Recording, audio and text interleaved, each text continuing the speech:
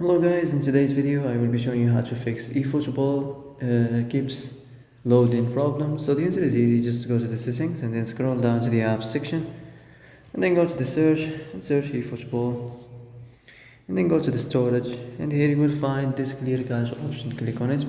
Now you can go check it if it worked, and if it didn't you can try to restart your phone or turn the Wi-Fi off and on, or the Bluetooth or the airplane mode.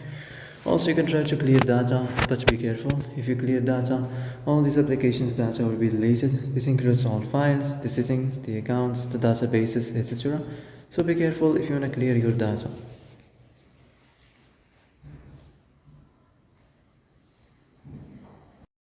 And that's it for today's video. I hope this is the answer you've been looking for.